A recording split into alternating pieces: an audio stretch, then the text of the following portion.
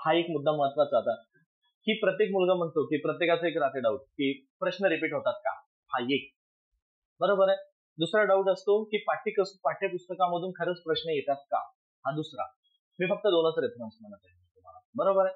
एक म्हणजेच कुठला, एक म्हणजे स्टेट बोर्ड पाठ्यपुस्तकं आणि प्रश्न PYQ रिपीट. आता हे कसे होतात, काय होतात, प्रश्न रिपीट सारखे होत नाही, तोडून मोडून होत आहेत. मग आता हा जो प्रश्न म्हणाल तुम्ही, तर हा प्रश्न तुम्हाला जो दिसत आहे तर लक्षात घ्या,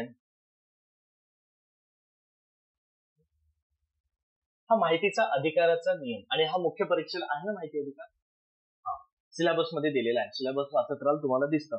मग हा पेपर तुम्हाला बघा, तुम्ही म्हणाल की राज्यसेवा मुख्यचे कधी प्रश्न बघत नाही मुलं, बरोबर आहे. तर राज्यसेवा मुख्यचे प्रश्न का बघत नाहीत बघा. आता तुम्हाला राज्यसेवा मुख्यला प्रश्न आलेला आहे, हा राज्यसेवा मुख्य 2012 ला, लिहून घ्या तुम्ही, ठीक आहे. राज्यसेवा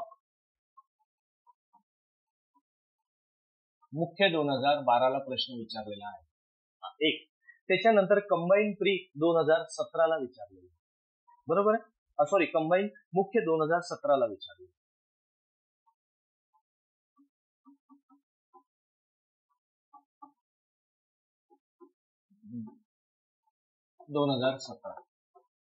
ठीक आहे. कंबाईन मुख्य 2017 बी ग्रुपला विचारलेला आहे, बरोबर आहे.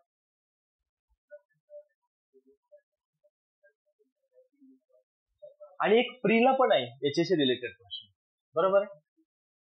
प्रीला पण विचारलेला आहे, बरोबर. हा प्रीला पण विचारलेला आहे, याच्याशी रिलेटेड विचारलेला प्रश्न. म्हणजे विचार करा, माहिती अधिकाराचे प्रश्न भरपूर आलेले आहे, पण याच्याशी रिलेटेड हा जो मुद्दा आहे ना, कोणत्या कलमामध्ये स्पष्टीकरण दिलेलं आहे काय आहे, तर हा प्रश्न तुम्हाला त्याच ठिकाणी आढळतो. आलं लक्षात. आता मी तुम्हाला मागे म्हटलं होतं राज्यसेवा पूर्व मुख्यचे प्रश्न वाचा म्हटलं होतं. मग विचार करा, राज्यसेवा मुख्यचे प्रश्न तुम्हाला गट ब मुख्य की गट क मुख्य असू द्या, तर तिथे तुम्हाला दिसत आहे. याच्यावर तुमच्या लक्षात येते खरंच ते प्रश्न गरजेचे आहे का.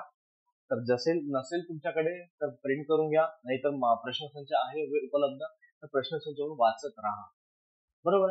पण माहितीचा अधिकार हा फक्त माहितीच्या अधिकारालाच वाचा, मुख्यला, प्रिलिमला वाचू नका, सिलेबसला दिलेलंच नाही. आलं लक्षात.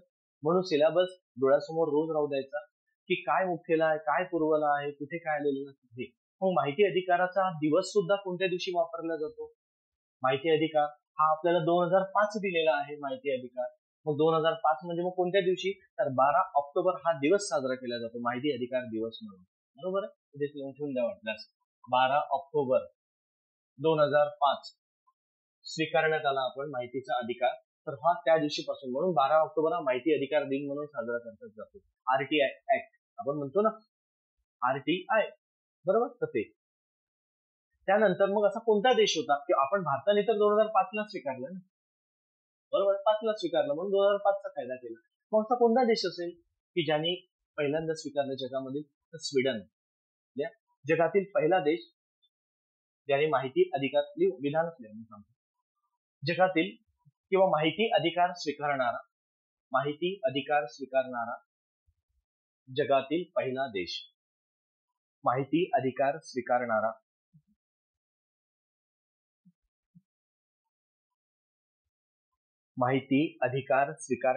जगातील पहिला देश स्वीडन, बरोबर. स्वीडन. पुन्हा हा स्वीडन देश कशा संदर्भात आहे रे, नोबेल पुरस्कार सुद्धा स्वीडन कडून देण्यात येतो. आणि शांततेचा नोबेल नॉर्वे कडून.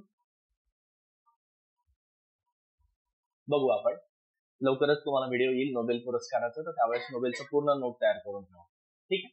किंवा आपण असंच क्लासमध्ये डिस्कस करू नोबेल, चालेल. तर लक्षात घ्या, इथे लिहून ठेवा परत, नोबेल पुरस्कार दिला जातो, या देशाकडून नोबेल पुरस्कार दिला जातो, स्वीडन. लिहून द्या परत, बघा कुठल्या कुठे मुद्दा चालला जातो, ठीक आहे. चला बघा पुढे. आता येतो आपण 36 प्रश्नावरती, झालंय.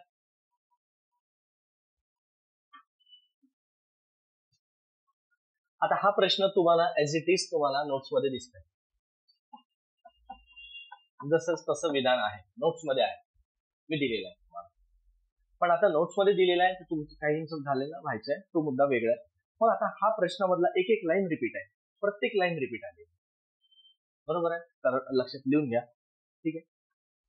जसाच्या तसा प्रश्न जर वाक्य म्हटले ना यामधल्या, तर एसओ मुख्य 2022 ला विचारलेले आहे. लिहून ठेवून घ्या. एसओ मुख्य 2022 ला जसेच्या तसे विचारलेले. हा एक.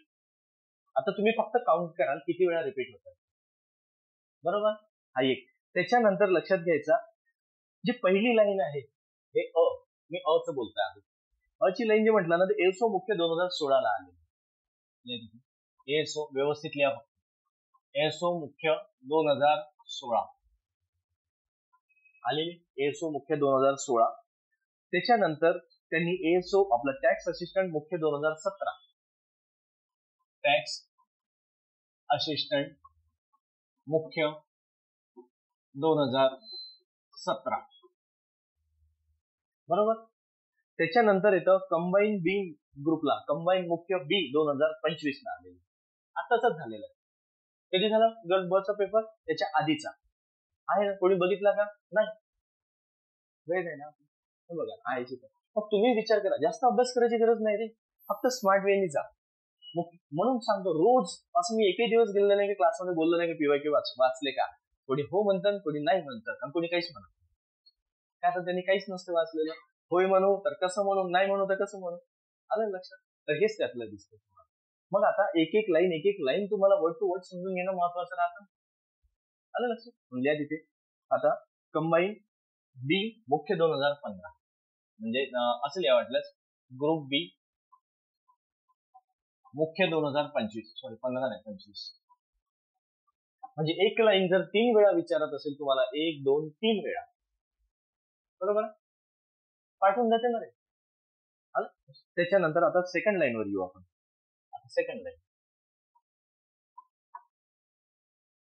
सेकंड लाईन विचारलेली आहे टॅक्स असिस्टंट मुख्य 2017. टॅक्स असिस्टंट मुख्य 2017. टॅक्स असिस्टंट मुख्य 2017 ला विचारलेले. त्याच्यानंतर गट ब मुख्य 2025. गट ब मुख्य 2025. जागा कमी पडत आहेत. गट ब मुख्य 2025. त्यानंतर तिसरी लाईन वरती येऊ, राज्यसेवा पूर्व 2017. हा तिसरं येतं, राज्यसेवा पूर्व 2017.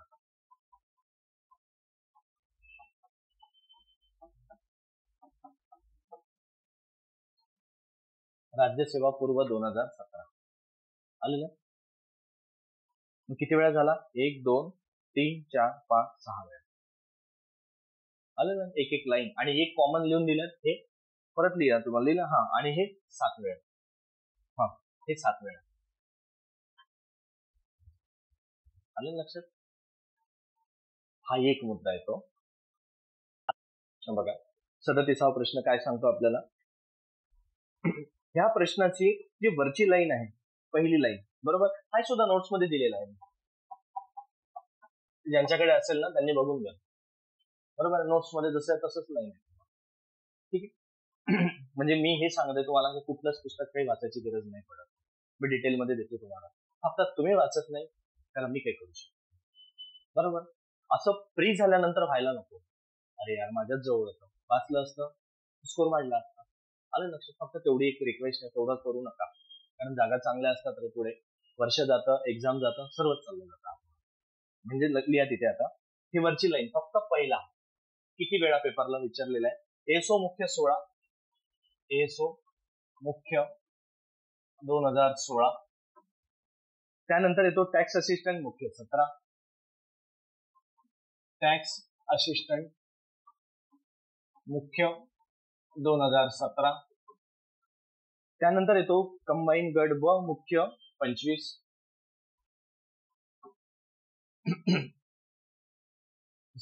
ग्रुप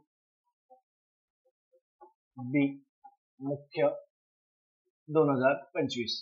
आत्ताचाच पेपर आहे, याच्या पूर्वीचा झालेला पेपर आहे. म्हणून म्हणतो की मागचा पेपर कधी टाळायचा, पुढल्या पेपरला इम्पॅक्ट पडतो बरं. ठीक आहे, तर ते लक्षात घ्या. ही झालेला आहे गट पहिला. एक मिनिट, एसओ मुख्य 17, एक मिनिट माझं इथे थोडं चुकलं, एक मिनिट मी लिहिले का?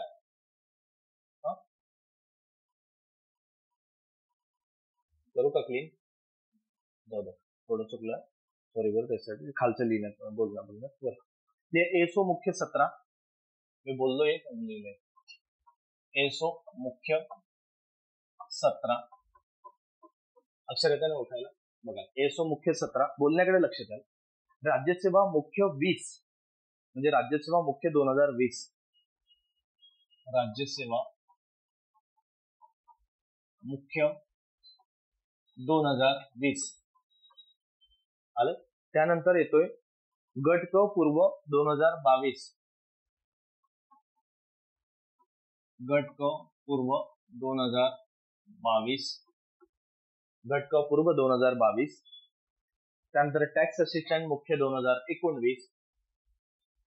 खाली येतो टॅक्स असिस्टंट मुख्य, ठीक आहे, टॅक्स असिस्टंट मुख्य 2019.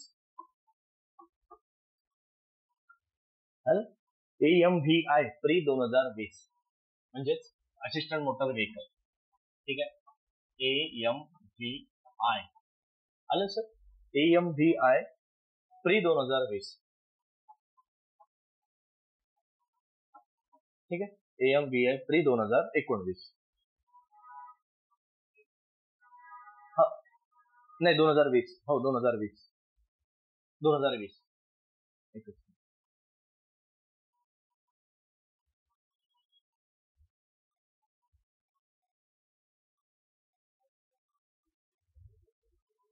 ठीक आहे, म्हणजे किती वेळा आलेला आहे? 1 2 3 4 5 वेळा ही लाईन. झालं. पुढे बघा आता नेक्स्ट, ही जी लाईन जर म्हटलं, क्लिअर करतो मी. त्यानंतर येतोय हा ब महाधिवक्तेचा, हा विचारलेला आहे गट ब 2021. बरोबर, या तिथे गट ब 2021 ला ही सेकंड लाईन. आणि त्यानंतर त्याच वर्षी विचारलेल्या AMVI प्री 2020 ला. बरोबर, AMVI प्री 2020 आलेलं काय? Assistant motor vehicle inspector RTO, ती एक्झाम आहे.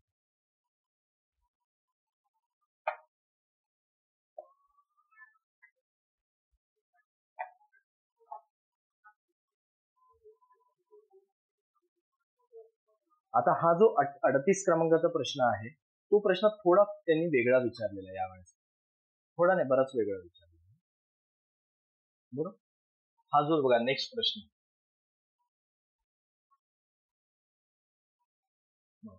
त्यांनी काय म्हटलेलं आहे ह्या प्रश्नामध्ये बघा, परिषदेच्या चढत्या क्रमाने मांडणी करा. चढत्या क्रमाने म्हणजे याचा अर्थ कमी कडून जास्त असेल की जास्त कडून कमी असेल? कमी कडून जास्त कडे. बरोबर, हे नेहमी लक्षात ठेवा. चढता आणि उतरता आयोगाने विचारलं कसं असतं, असेंडिंग डिसेंडिंग.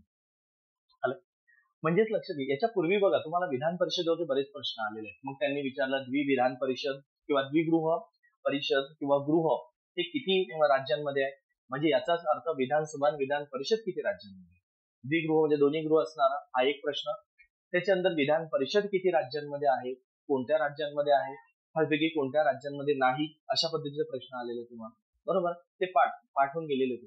पण यांनी तोच प्रश्न विचारला, पण फक्त त्या जागांवरती विचारला. आलं लक्षात? प्रश्न बघा थोडा बदललेला आहे. म्हणजे आईबाने एक ट्रेंड केला आणि लगेच ब्रेक करून त्याला थोडा बदलला, मुला लगेच गोंधळ होऊन जातो. आलं लक्षात? म्हणजेच लक्षात घ्या, त्यांनी बघा प्रश्न कसा, आता लिहा, तो चार्ट आहे, तो चार्ट लिहून द्या.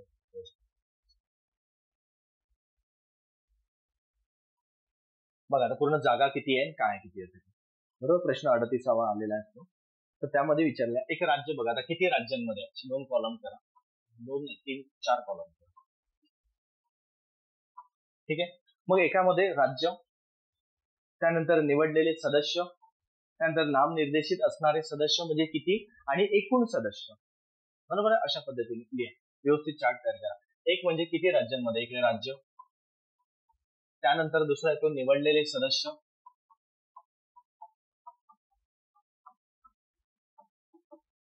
एक.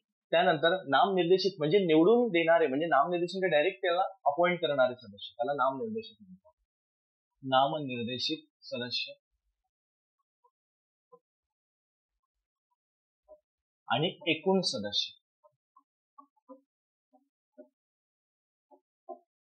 ठीक आहे, एकूण सदस्य आले. आता त्यामध्ये लिहा व्यवस्थित. आता उत्तर प्रदेश व्यवस्थित लिहा बरं. पहिला येतात उत्तर प्रदेश. त्यानंतर त्यांचे निवडलेले सदस्य किती असणार, ते 90. त्यानंतर नामनिर्देशित करण्यात येणारे सदस्य 10 आणि एकूण सदस्य येतं 100.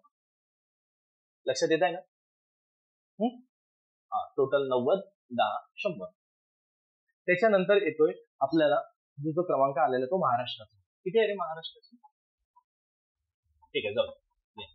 महाराष्ट्र सदस्य आले. त्यानंतर निवडलेले सदस्य असतात 66. त्यानंतर निवडलेले ते नामनिर्देशित असणारे सदस्य 12. बरोबर आहे, 12 आणि एकूण सदस्य 18. आलं लक्षात? हा कधी पण लक्षात ठेवा, हा एक महत्वाचा आहे, त्याचं ऑपरेशन झालेलं 66, 12. ठीक आहे. त्यानंतर येतो कर्नाटक 64. ठीक आहे, कर्नाटक येतं 64. त्यानंतर येतो त्यासोबतच 11. बरोबर आहे, किती झाले? 11. आणि एकूण सदस्य संख्या जर म्हटलं आपण तर किती आली? 75. त्यानंतर चौथं राज्य येतं त्यासोबतच म्हटलं तर बिहार. बरोबर आहे. मग इथे काय केलेलं आहे त्यांनी? 63, 12 केलेली आहे. बिहार 63, 12 आणि टोटल 75. मग परत एक प्रश्न तयार होतो खालीपैकी दोन्ही असे कोणते राज्य की ज्यांची विधान परिषदेची सदस्य संख्या समान आहे? बरोबर आहे, असा एक प्रश्न तयार होतो यामध्ये. आयोगाने विचारला तर काही त्यामध्ये नवल नसायला पाहिजे, कारण त्यांनी सदस्य संख्या सारखी दिलेली आहे. कारण असा एक प्रश्न तुम्हाला विचारलेला आहे कुठे भूगोलामध्ये जाल तर तुम्हाला कशावरती विचारलेलं? प्रशासकीय विभागामधील जिल्ह्याची संख्या. असे 3 जिल्हे 3 प्रशासकीय विभाग आहे की ज्यांची सदस्य संख्या 5 आहे. आपल्या जिल्ह्यांची संख्या 5 आहे. आलं लक्षात? मग तसा प्रश्न तिकडे विचारू शकतो तर इकडे विचारू शकतो मी तुम्हाला. मग इकडे त्यांनी जागेनुसार विचारलेला आहे. चढता क्रम, कधी उतरता क्रम करेल. कधी जर समजा प्रश्न आला तर इकडे राज्य इकडे एकूण सदस्य संख्या विचारली जाते. म्हणजे आलेल्या 2 जोड्या लावा, कुठे आलेले असते. म्हणजे बघा प्रश्न कसे जातात हे लक्षात घेणं महत्वाचं आहे. चालेल. नेक्स्ट येतो तुमचा आंध्र प्रदेश. ठीक आहे, आंध्र प्रदेश 58. 5वं येतं आंध्र प्रदेश 58. म्हणजे किती होणार? सदस्य संख्या टोटल येते एकूण तुमची 58. आणि शेवटचं येतं तेलंगणा 34, 6. ठीक आहे, 6 येतं. आता बघा शेवटचं तेलंगणा संख्या 34, 6 म्हणजेच किती होणार? 40. मग सर्वात कमी प्रश्न, तसाही एक प्रश्न तयार होतो, सर्वाधिक कोणत्या विधान परिषदेची संख्या आहे? भारतातील असं कोणतं राज्य आहे की ज्याची सदस्य संख्या रिकामी जागा आहे? एक किंवा सर्वाधिक, तुम्हाला ते विचारू शकणार. मग उत्तर प्रदेश आहे ना, बरोबर आहे. आणि सर्वात कमी म्हटलं तर तेलंगणा आहे. परत एक प्रश्न असाही तयार होतो, अनुक्रमित सर्वात जास्त व सर्वात कमी विचारलेला आहे तुम्हाला. असे प्रश्न वेगवेगळ्या पद्धतीने आलेले आहे ना, तर मग तेही प्रश्न तयार होतो. एकतर संख्या विचारेल, अनुक्रमे या राज्याची या इतकी इतकी आहे. प्रश्न कसे तयार होईल सांगता येत नाही, फक्त तुमच्या डोक्यात प्रश्न चालले पाहिजे. आलं लक्षात? स्वतःच्या जीवाला विचारायचं, अरे प्रश्न कसे तयार होतात, किती तयार होऊ शकतात, कुठे कुठे होऊ शकतात, आणि फक्त डोक्यात नाही, रफ पेजवर लिहा ना, उतरवा ना. म्हणजे हा मुद्दा तुम्हाला प्रश्नाच्या स्वरूपामध्येच क्रिएट व्हायला पाहिजे. जेवढे तुम्ही मल्टिपल प्रश्न तयार करू शकत असेल तेवढे क्रिएट करा, हे तुमच्या लक्षात कळलं ना? पुढे चला आता नेक्स्ट. आता नेक्स्ट प्रश्न म्हटलं तर 39 हा संविधान सभेवरती आहे. बरोबर आहे. मग हा सुद्धा नोट्स मध्ये मी दिलेला आहे. ठीक आहे, सोपं वाटतं ना पेपर? सोडवायचा नाही, अवघड वाटतं.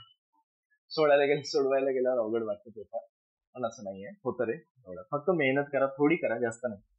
आता त्यातलं एक एक वाक्य बघा किती पेपरला विचारलेलं आहे आणि कसं कसं विचारलं गेलेलं आहे मी सांगतो तुम्हाला. सिरियसली घ्या रे जरा, घरी गेल्यावर अभ्यास करा, एवढं मेहनतीने काढावं लागतं जरा. आलं लक्षात? एवढं सोपं नाहीये बारकाईने एक एक पॉईंट काढणं, एक कोणत्या कोणत्या पेपरला काय काय लाईन विचारलेली आहे. आलं ना लक्षात? घरी गेल्यानंतर व्यवस्थित रंगवाल, त्याला पेपरला पूर्ण बुकलेट सारखं तयार करा, कारण की तो पेपर हे तुमची प्रॉपर्टी आहे. हा तुमचा क्रश आहे, काकामधून लोणी काढलेलं म्हणून सांगतो एवढं. हा, कारण काकाला किंमत 10-20 रुपये लिटर असते, लोणी 1000-1000 रुपये किलो असतात. 700-800 ओरिजिनल बटर लोणी नाही म्हणत, अमूल बटर नाही म्हणत, अमूल बटर छोटस दिसतं. आलं लक्षात? म्हणजे याचा अर्थ तुम्हाला क्रश असतो रे, हा महत्वाचा मुद्दा आहे. त्याच्या आधारे तुमचा पुढचा पेपर कसा करायचा हे लक्षात येतं. तुम्ही स्वतःही करू शकता. याच्या पूर्वीचा सुद्धा गट ब चा मुख्य झालेला तोही करा, त्याच्या पूर्वीचं पण परिचय झालेला आहे गट क प्री, तुम्ही स्वतः करा ना. स्वतः जेव्हा करायला जातो ना तेव्हा तो कस लागतो, त्याला धडपडतो आपण. एक मुद्दा कुठून मिळेल, 10 पुस्तकं चाळतो आपण, 10 स्टेटबुक चाळतो आपण सर्व प्रश्न, एकदा नाही, दोनदा नाही, तीनदा. मग कधी जर समजा तुम्ही एकट्याने नव्हता, टीमवर्क करू शकता. आलं लक्षात? अरे एका दिवसात एक पेपर होऊन जातो. जर समजा 4 मुलं जर बसलेत ना, आणि एकाने किंवा दोघांनी जरी एका विषयाची जबाबदारी जरी घेतली ना, पण इमानदारीने बरं, आणि तो करते म्हणून जाऊ दे, एक करते तर आपण असंच करायचं, तसं नाही. इमानदारीने जर करतो म्हटलं तर 2 ते 3 दिवसामध्ये एक विषय होतो. मग असा 2 ते 3 दिवसात एक पेपर होतो ना सर्वांचा, त्याला मिक्सअप करायचं. नेक्स्ट पेपर तुमचा अभ्यास नाही झाला ना, तरी नाही निघाले तर मला, कारण तुम्ही एक गोष्ट बघायला जाता ना, 4 गोष्टी मिळतात तुम्हाला. तीच त्यात पण करणार कोण? देतं ना मास्टर. स्वतः करा रे, मी तर देतोच तुम्हाला. ठीक आहे. आता हा बघा, हा तुम्हाला नोट्स मध्ये दिसणार. ठीक, नोट्स मध्ये आहेच. फक्त एक नोट्स मध्ये हा मुद्दा एक नसेल, हा सिंहाच्या जागेवर हत्ती पाहिजे.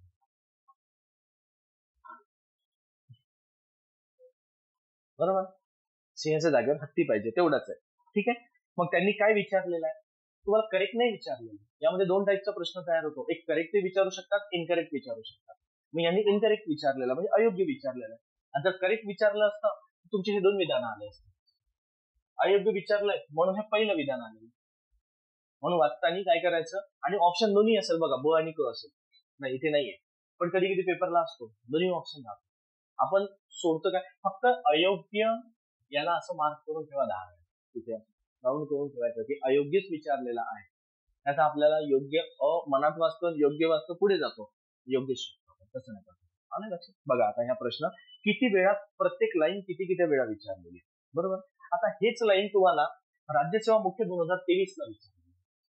आलं लक्षात? राज्यसेवा मुख्य 2023, राज्यसेवा मुख्य 2023 ला विचारलेली.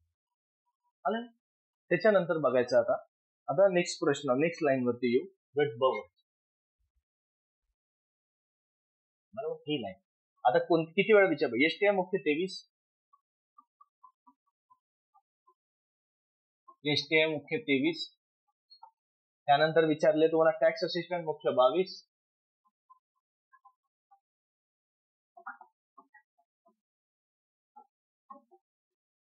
टॅक्स असिस्टंट मुख्य 22, त्यानंतर येतो राज्यसेवा मुख्य 23,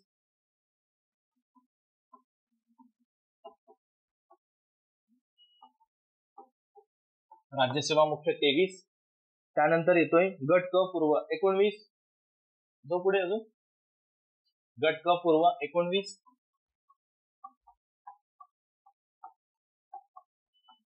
आलेला आहे. त्यानंतर येतो राज्यसेवा मुख्य 18,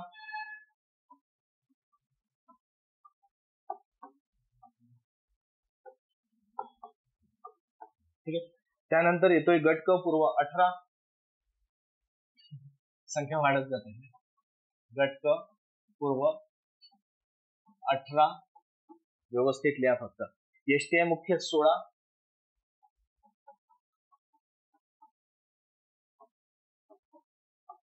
एसटीआय मुख्य 16 आणि एसटीआय पूर्व 12. परत किती लिहा, एसटीआय पूर्व 2012, एक लाईन फक्त. इतके प्रश्न जरी वाचला असताना तरी ते प्रश्न सुटतो. पुस्तक कमी वाचावं लागतं. आयोग विचारून काय विचारणार, लिहिलं जो पुढे.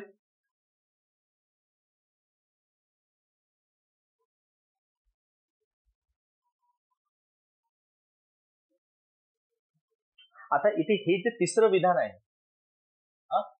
तिसरं विधान इथे काय विचारलंय, बरोबर विचारलेलं आहे, पण राज्यसेवा मुख्य 2023 ला चुकीचं विचारलं, तिथे चुकीचं विचारलेलं आहे.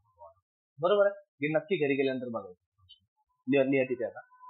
म्हणजे त्यांनी चुकीचं विधान कसं विचारलेलं आहे, संविधान सभेमध्ये मुख्य मसुदा तयार करणार असं विचारलं.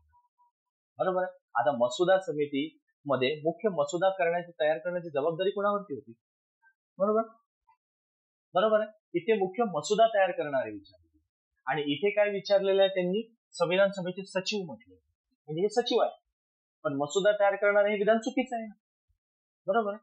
तर हे लक्षात घ्या, विधान तेच आहे, पण राज्यसेवा मुख्य 2023 लिहा तिथे खाली. आता करू क्लीन, हे लिहा आता इथे लिहा, राज्यसेवा मुख्य 2023, राज्यसेवा मुख्य 2023,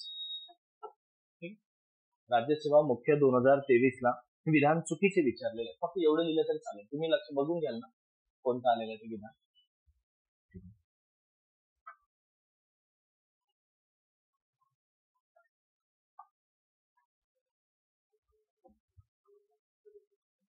प्रश्न क्रमांक 40.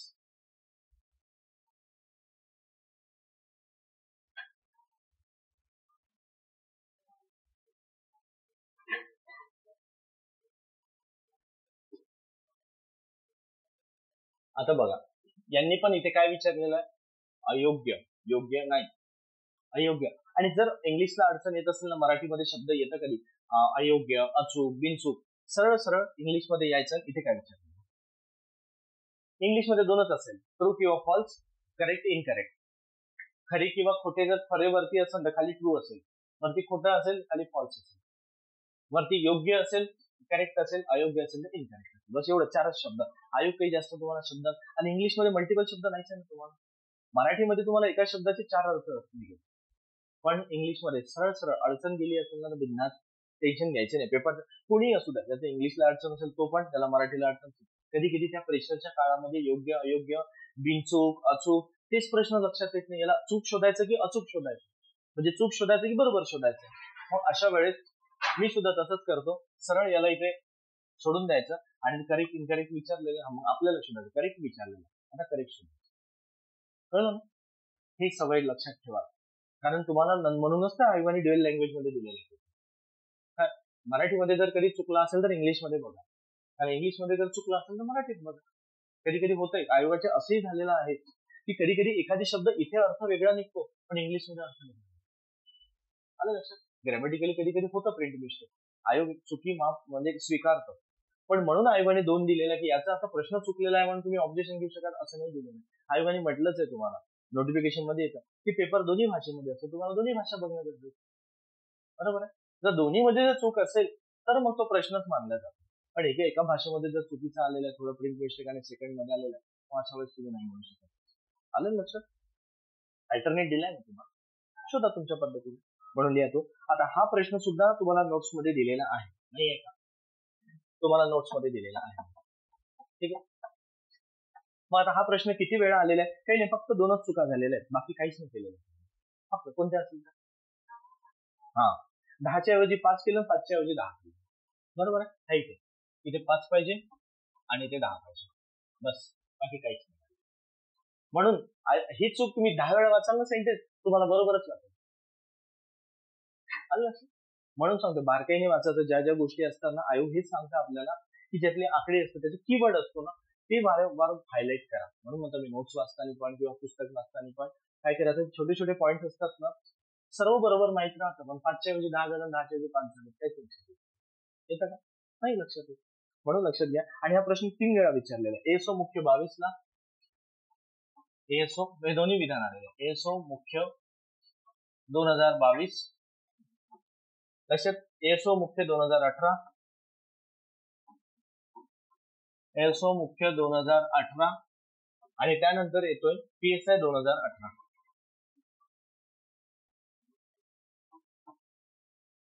तीन वेळा सेंटेन्स झालेला आहे.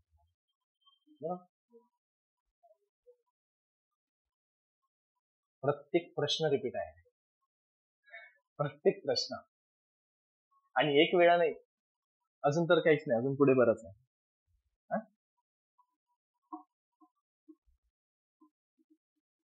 म्हणून सांगतो, प्रश्न मागचे वाचा. वारंवार वेळेसारखं गोळ्या संपल्यासारखं मी काही समजून म्हणत नाही 10 वेळा मी वाचतो लगेच गोळ्या संपल्यासारखं. हेच रे, हेच तुम्हाला बघायचं. त्यानंतर बघा आता 41 प्रश्न. आता तुम्ही नेहमी म्हणता की सर कलमा कोणत्या पाठ करायच्या. मला काल परवा कोणीतरी विचारलं क्लासमध्ये. आता बघा, याच ठिकाणी मी कलमा सांगणार नाहीये, पण एक कलम 137, 141 आणि 145 3 कलम विचारलेले आहे बघा. बरोबर आहे. मग काय करायचं, तुम्ही जर पूर्ण कलम पाठ करत बसणार, डोक्याचं दही होणार. शक्यच नाहीये, कोणाचाच होत नाही पाठ. आणि जर झालं असेल ना तर पुढे पाठ आणि मागे सपाट होणार. आणि जर सर्व आठवत असेल तरीही खालीवर होऊन जातं. तसं करू नका. मग काय करायचं, जे पहिले जे 4 टॉपिक आहेत म्हणजे संविधानाची निर्मिती, बरोबर आहे, त्यानंतर त्याला काय म्हणतो, राज्य निर्मिती, संघ व राज्य व संघ राज्य निर्मिती, बरोबर, मागे पूर्वी पहिलं टॉपिक म्हणजे पहिल्या भागामधलं. त्यानंतर दुसऱ्या भागामध्ये जातो आपण नागरिकत्व, त्यानंतर मूलभूत हक्कावरती जातो, त्यानंतर मार्गदर्शक तत्वांवरती जातो, आणि नंतरचा भाग होतो 4A म्हणजे मूलभूत कर्तव्य. म्हणजेच तुम्हाला महत्वाचं काय आहे, सर्वात पहिले पॉलिटीमध्ये मार्क्स घ्यायचे असेल ना, तुमच्या लक्षातच येतात, बरोबर. खास म्हणजे मुख्यला जरी थोडा आयोग गेलेला आहे पण पूर्वला जास्त डीप मध्ये गेलेला नाहीये. मग तुम्हाला संविधानाची निर्मिती वाचायचंय, कशा पद्धतीने झाली आहे ते, म्हणजे संविधान सभेचा प्रश्न आलेला. त्याच्यानंतर घटना, पहिला जो भाग आहे राज्य निर्मिती, तर त्यामध्ये कलम 1 ते 4, बरोबर, 4 कलम आलेले आहेत, भाग पहिला. त्याच्यानंतर तुम्हाला दुसऱ्या भागामध्ये जाता तुम्ही नागरिकत्वामध्ये कलम 5 ते 11, बरोबर.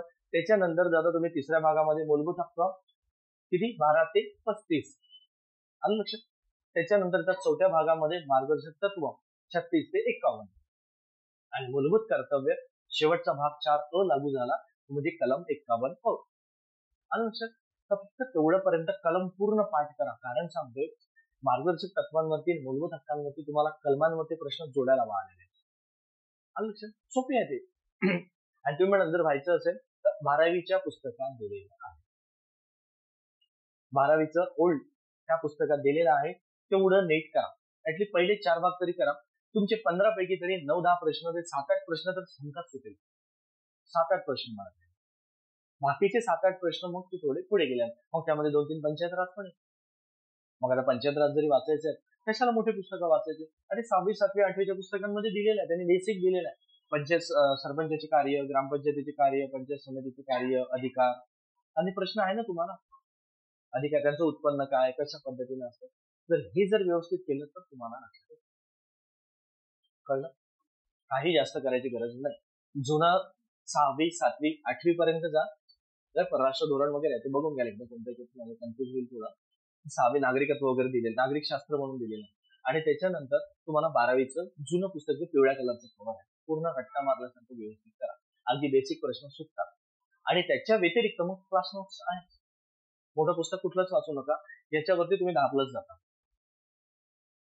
आणि सोबतीला PYQ आहे तुमच्या अडीनडीला, आणि लक्षात बघा पुढे.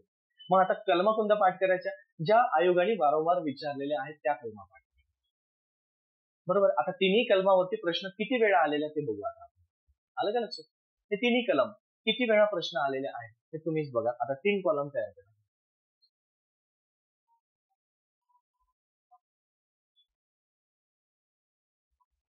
व्यवस्थित लिहा जरा. असं मी नाही, हा आयोग सांगत आहे तुम्ही कोणते पाठ करा. बघा, ज्या कलमाद्वारे असतात ना की ज्याचा खरंच घटनेवरती प्रभाव आहे, किंवा ज्यांचा खरंच राज्य व्यवस्था चालतं, केंद्र शासन, अशा कलमा जे आहेत महत्वाच्या त्याच पाठ करा. आयोगाने त्याच फ्रिक्वेंटली विचारलेलं आहे, खूप काही तुम्हाला असं कोपऱ्या कापऱ्यात घेऊन जात नाही आयोग. तिथे 3 कॉलम बनवा, 137चा, 141, 145. कलम 137, कलम 141 आणि कलम 145. आलं.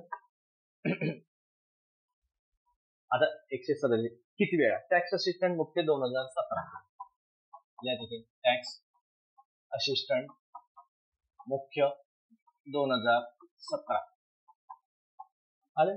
त्यानंतर येतोय तुम्हाला PSI मुख्य 2019.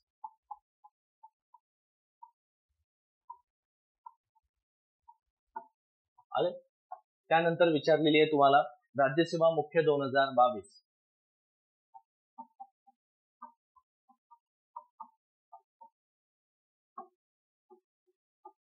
त्यानंतर येतोय तुम्हाला PSI मुख्य 2019. नाही, PSI मुख्यला तर आलेलं आहे, सॉरी, फॉरेस्ट मुख्य 2016.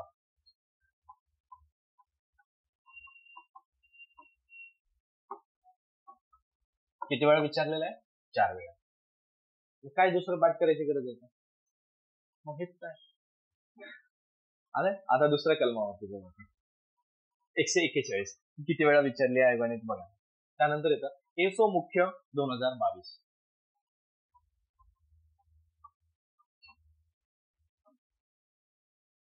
एसओ मुख्य 2022.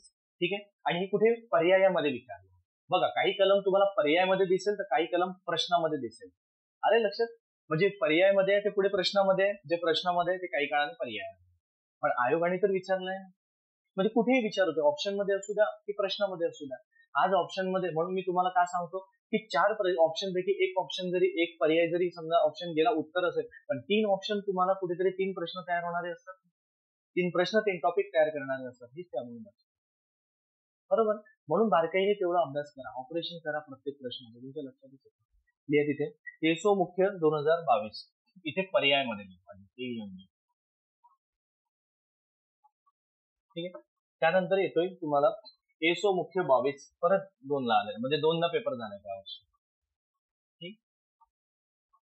हा जुलैमध्ये झालेला आहे, हा ऑक्टोबर मध्ये झालेला.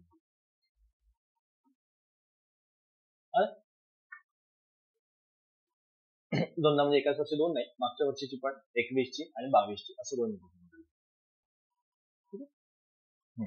त्यानंतर येतो 145. 145 किती वेळा? 2दा आलेली आहे. एसओ मुख्य 22.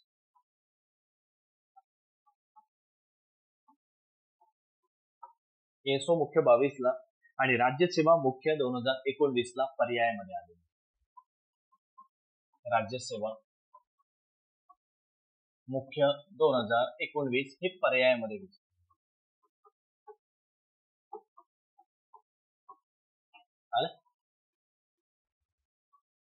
आयोगाने इतके वेळा विचारलेलं, म्हणजे पाठ करणं गरजेचं आहे ना. मग मुख्य कलमा तेच आहे ज्याच्यावरती आयोगाने फ्रिक्वेंटली प्रश्न विचारलेले आहे, मग ते प्रश्नामध्ये असू द्या की पर्यायामध्ये असू द्या. आलं लक्षात? चला नेक्स्ट प्रश्नावरती. त्याचा आन्सर आयोगाच्या याच्यामध्ये दिला, आन्सर की मध्ये काही तुम्हाला बघायची गरज नाही. ठीक आहे. आता बघा राज्यसेवा, हा आता प्रश्न क्रमांक 42.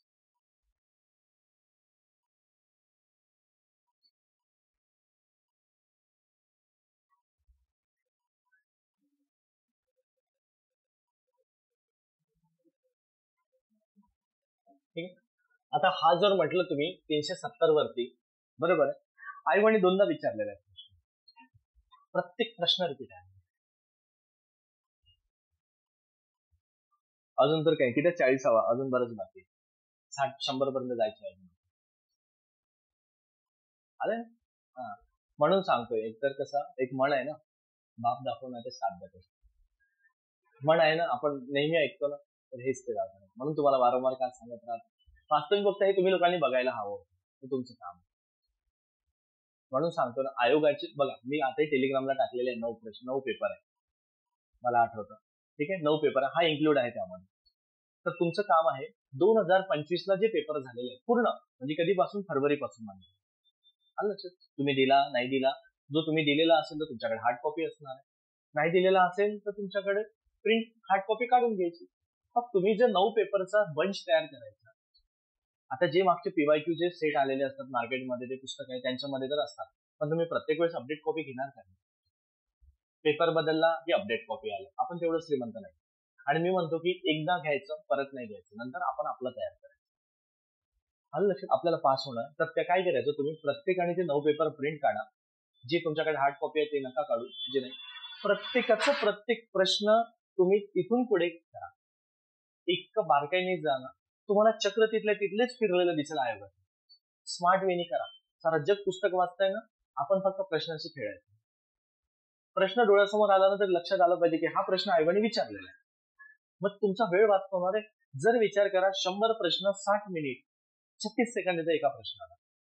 येत असेल ना, तर 36 सेकंद जर एका प्रश्नाचे वाचत असेल आणि तो प्रश्न जर सोडवायला तुम्हाला 1 मिनिट लागत आहे आणि इतर मुलगा जो राहतो तो तिथे विचार करत बसतो आणि जर रिपीट झालेला प्रश्न तुम्ही टिक करून पुढे पुढचे त्याच्यापेक्षा तुम्ही 4 प्रश्न पुढे निघून जाता, याचा अर्थ पास होण्याचे चान्सेस कोणाचे राहतील? याला स्मार्ट वे म्हणतात. आलं लक्षात?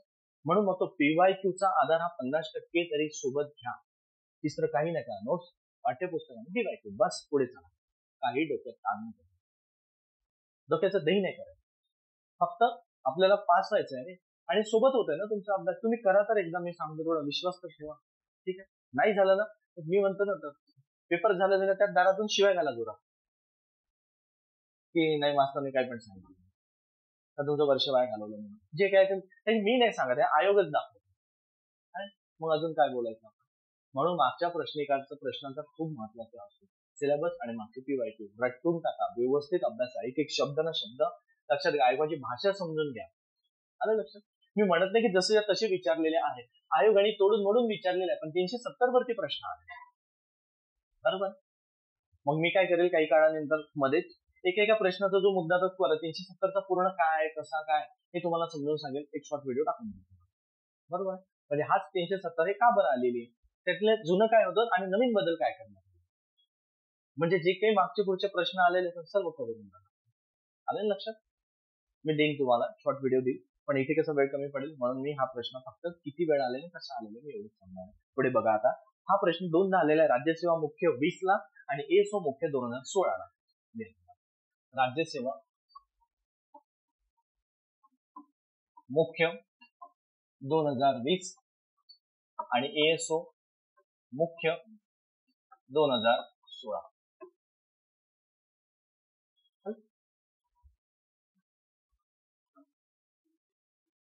आता येतो प्रश्न क्रमांक 43.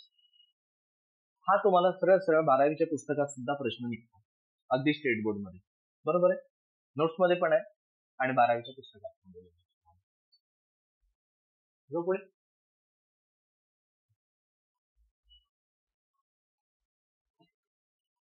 43 क्रमांकाचा प्रश्न आयोगाने बरेचदा विचारलेला आहे. त्यांनी काय म्हटलं, मूलभूत कर्तव्य असं सांगितलेलं आपण बोललोय बघा.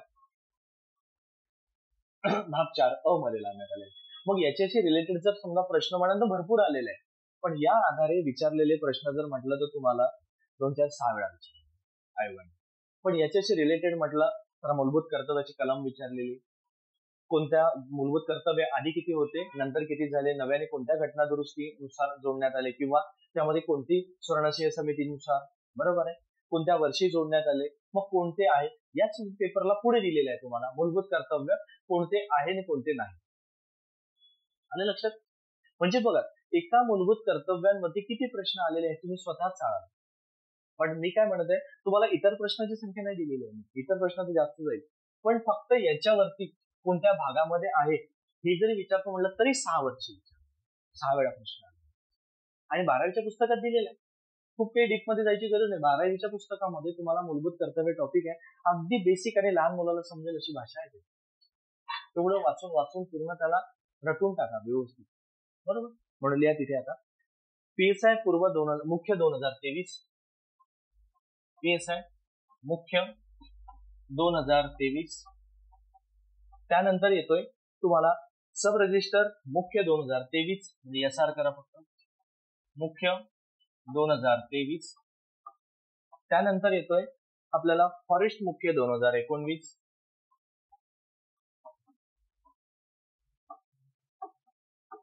त्यानंतर प्रश्न विचारलेला आहे ASO मुख्य 2018.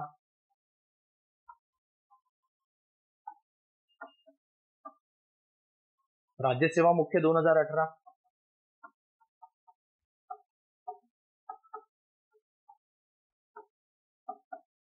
ठीक आहे. आणि त्यानंतर राज्यसेवा मुख्य 2014.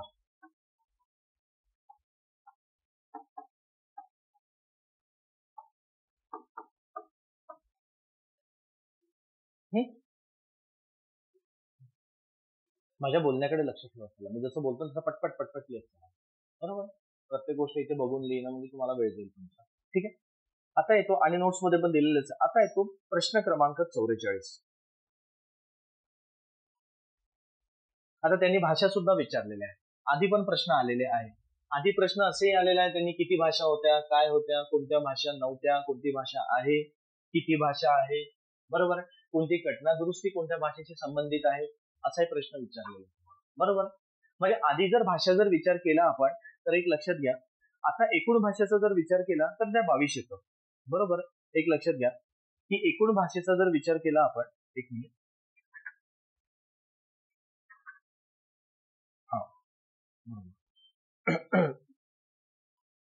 बघा यांनी जर विचार, हा प्रश्न सुद्धा बरेचदा आलेला आहे. हा प्रश्न 3दा विचारलेला आहे.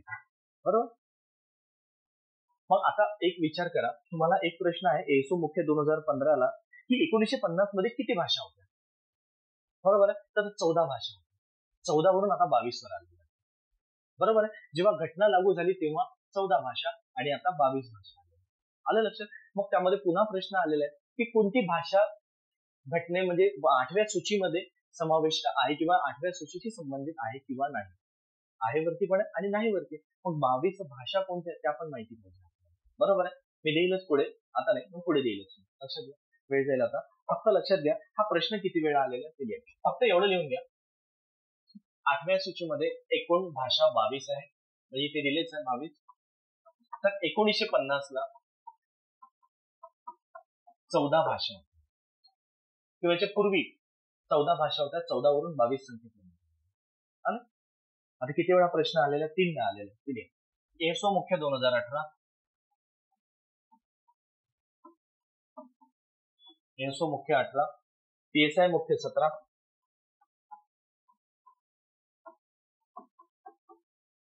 त्यानंतर येतो एसओ मुख्य 2015.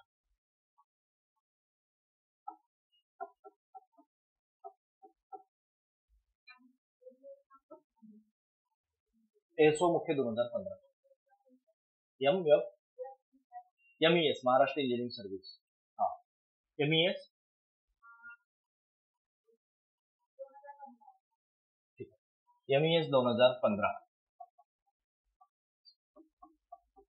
एखाद्या वेळेस चुकलाही असेल माझ्याकडून बघा, पण कुठे कमी जास्त झालं असेल, प्रत्येक एखादी प्रश्न कमी वेळा विचारलेला असेल किंवा जास्त वेळा असेल, अजून काही चुकलं असेल तुम्ही एकदा कव्हर करा.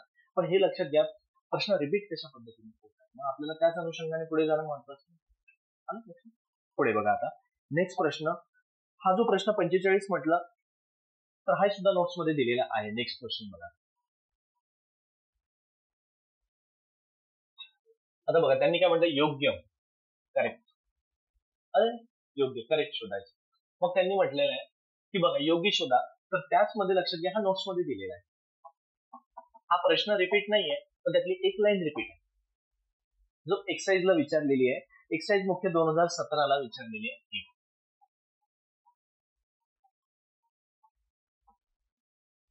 एक्सरसाइज मुख्य 2017 ला विचारलेली आहे. फक्त एक लाईन.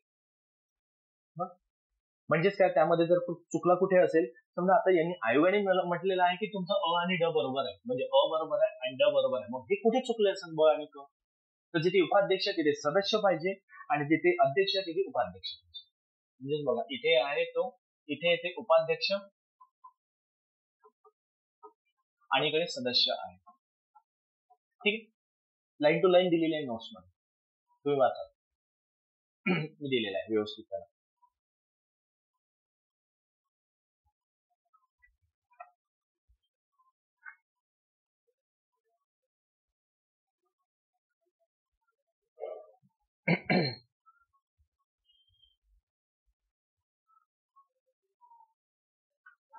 चला आता येतो आपण नेक्स्ट प्रश्नावरती. बोर होत आहे का रे? बोर होत आहे? नाही, ऑक्सिजन कमी नका होते. लिहा. आता बघा हा जो 46 क्रमांकाचा प्रश्न आहे ना, हा आयोगाने बऱ्याचदा विचारलेला आहे. पण आता त्यातही लक्षात ठेवा आपल्याकडे 11 कर्तव्य आलेले. तुम्ही 11च्या 11 वाचायचं का? 11 वाचा, पण जे आयोगाने फ्रिक्वेंटली विचारलेले ते पाठ करा. समजलं का माझा मुद्दा? बघा, वाचा आणि पाठ करा, दोन्ही मधला फरक लक्षात घ्या. तुम्ही सर्व वाचून ठेवा, कोणते आहे कोणते नाही ते, पण जे आयोगाने विचारलेले आहे जास्तीत जास्त प्रमाणामध्ये त्यांना पाठ करून टाकाय की ते विधानवरती जास्त भर द्या. बरोबर आहे, मला हे म्हणायचं. आता एका एका लाईन वरती आयोगाने किती वेळा प्रश्न विचारलेले ते लिहा. एक एक लाईन किती वेळा प्रश्न आले, म्हणून सांगत आहे की एक एक लाईन वरती आयोगाने किती वेळा विचारले ते लिहा. आता 4 कॉलम करा. त्यांनी नाही विचारलेलं आहे बघा, मग काही ठिकाणी आहे पण प्रश्न आहे, बरोबर, त्याला पाठ करून टाका, काय पर्याय नाही त्याला.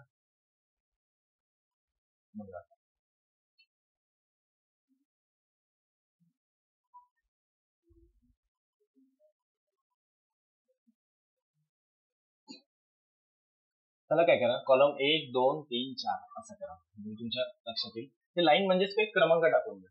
ठीक आहे, इकडे पहिला, इथे दुसरा, तिसरा आणि चौथा. आलं?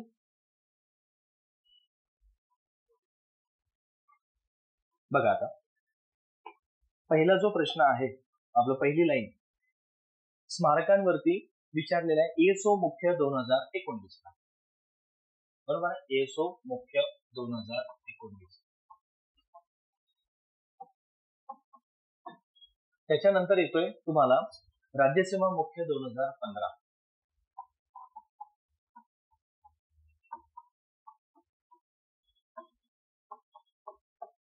जेवढे मागच्या प्रश्नांमध्ये दिलेलं तेवढं जरी वाचलं ना तरी प्रश्न सुटले बाकीचे. पण 11 वाचून ठेवा, मी म्हणणार नाही म्हणायचं तुम्हीच म्हटलं असं नाही, ते वाचा, पण 11 वाचा. आणि हे कुठे मिळेल? सरळ सांगतो, 12वीच्या पुस्तकामध्ये पेज नंबर 18 आणि 19. काहीच दुसरे वाचून बसू नका. आई म्हणे जशी तशी भाषा उचललेली आहे, कारण महाराष्ट्र गव्हर्नमेंटची भाषा आहे. आलं लक्षात? कुठल्याही पुस्तकांमधली म्हणतात वेगळी भाषा असेल, बरोबर, लिहून ठेवून द्या वाटल्यास, ते कुठे असेल ते लिहून. 12वीच्या पुस्तकामध्ये पेज नंबर 18-19 पेज लिहून ठेवून द्या. लिहिलं? हा, आता परत या याच्यावर. आता येतो आपण दुसरी लाईन, बरोबर आहे. दुसऱ्या कर्तव्यांवरती विचारलं फॉरेस्ट मुख्य 2012.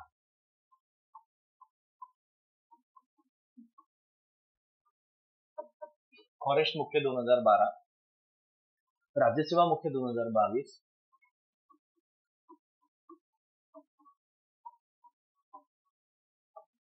राज्यसेवा मुख्य 2022. त्यानंतर येतोय एसटीआय मुख्य 2019,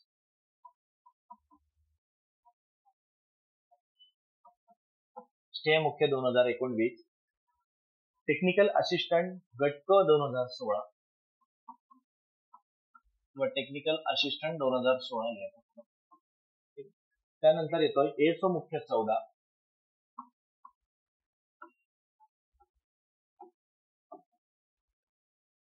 ठीक आहे. त्यानंतर येतो राज्यसेवा मुख्य 12.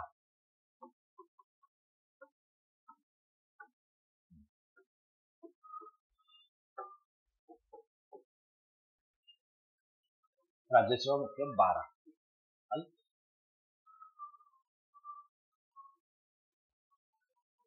आता येतो तिसरी लाईन. तिसऱ्यावरती किती वेळा विचारलेला आहे? कंबाईन मुख्य 2025 म्हणजे गट ब मुख्य 2025, गट ब मुख्य 2025, बरोबर, गट ब. त्यानंतर येतो फॉरेस्ट मुख्य 2022,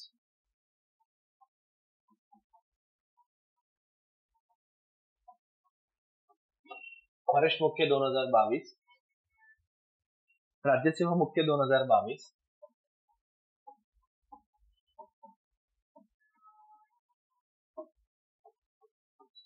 ठीक आहे. आणि शेवटचं येतं एसटीआय मुख्य 14.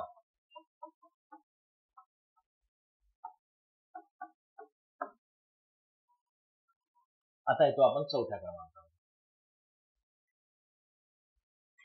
थकलेले दिसत आहे, व्यवस्था करतो चहा पाण्याची, टेन्शन नाही. आता येतो चौथा प्रश्न. म्हणजे थकले आहे, आश्चर्य वाटत आहे मला हे म्हणत आहे, सरप्राईज वाटत. वातावरणामुळे थोडं बाहेर जावंसं वाटतंय. पूर्ण पेपर झाल्याशिवाय मी सोडणार नाही. एवढं लक्षात वाटल्यास 12 ते 12:30 वाजू दे, काय ठीक आहे. आणि तुमच्यापेक्षा तर मी थकायला पाहिजे. त्याच्यानंतर परत माझी दुसरी पण बॅच 2 वाजेपर्यंत कंटिन्यू बैल घाण्याला जुंपल्यासारखा राहतो. तुम्ही थोड्याच्या थकायचं नाही. स्ट्रगलिंग पिरियड आहे आपला. ठीक आहे. लिहा टॅक्स असिस्टंट म्हणून घ्या, पटपट लिहा. बरोबर. टॅक्स असिस्टंट लिहा मुख्य 2022. टॅक्स असिस्टंट मुख्य 2022 आले. फॉरेस्ट मुख्य 2022.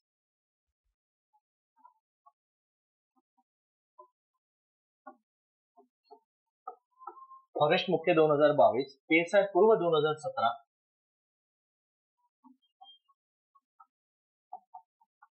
PSI पूर्व 2017. राज्यसेवा पूर्व 13.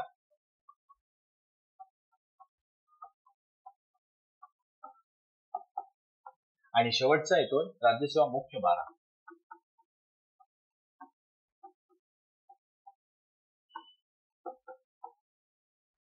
हा झाला पेपर. प्रश्न.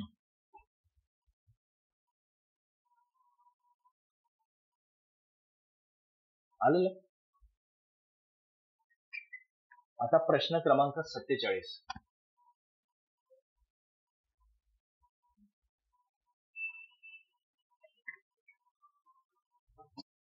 तर बघा तुम्हाला लक्षात यांनी याच्यावरती पण प्रश्न आलेले आहेत मागे. असाच प्रश्न परत तुम्हाला इथे पण दिसेल. मूलभूत हक्कांवरती पण आलेला आहे. टीका कुणी कशावर केली, माझ्या कर्तव्यांवरती.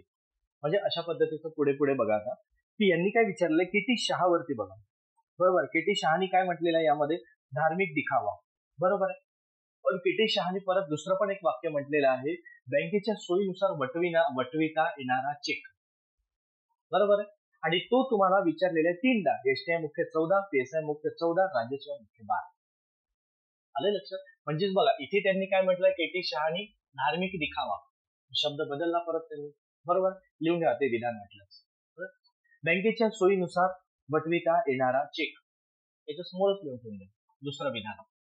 बँकेच्या सोयीनुसार वटविता येणारा चेक.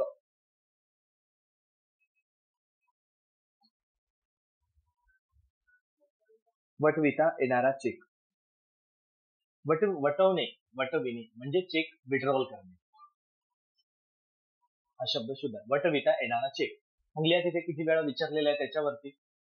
कारण आयोग काय करतात, कधी बघा इथे त्यांनी धार्मिक दिखावा हा शब्द टाकलाय, पण याच्यावर त्यांनी तो शब्द टाकला असतात आणि आलेला आहे ना त्याच्यावरती, म्हणून सांगत आहे की हा जर विचारलं तर मग ते विचारू शकतात. KT शहानी म्हटलेलं आहे त्यावरती टीका केलेली आहे आपल्या मार्गदर्शक तत्वांवरती. ठीक आहे. लिहा तिथे STI मुख्य 2014.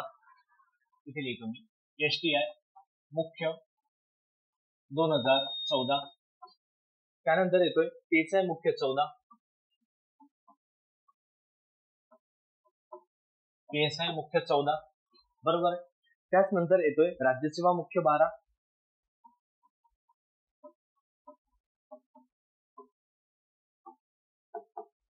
बरोबर. राज्यसेवा मुख्य 12. 3दा आलेला आहे त्याच्यावरती प्रश्न. ठीक आहे.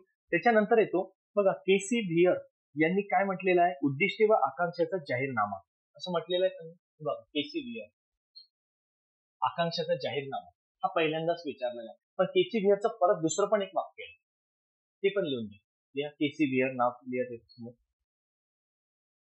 आणि तो PSI मुख्य 2014ला विचारला. लिहा तिथे, जरी या घोषणांना कितीही प्रमाणात जरी या घोषणांना कितीही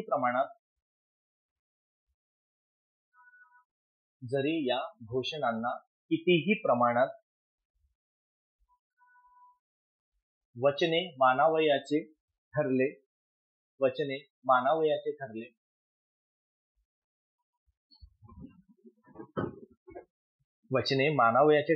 तरीही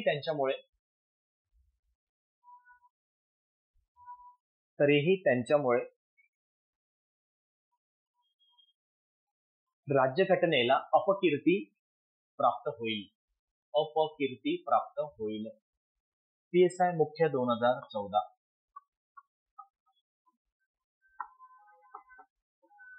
काय झालं, राज्यघटनेला अपकीर्ती प्राप्त होईल. PSI मुख्य 2014 ला बरोबर. म्हणजे बघा, दोन विधान, मग आयोगाने काही पण विचारू द्या, दोन पैकी कुठलंही, आपलं स्वप्न महत्वाचं राहतं. समजलं. बाकीच्यांवरती नाही आलेलं आहे. तिथे कृष्णम्माचारी किंवा आयव्हर जेनिंग्स त्यांच्यावरती आले लक्षात. हा प्रश्न फक्त रिपीट नाहीये, पण यांचे विधान रिपीट आले. बरोबर. त्याच्यानंतर येतो 48 प्रश्न. प्रश्न क्रमांक 48.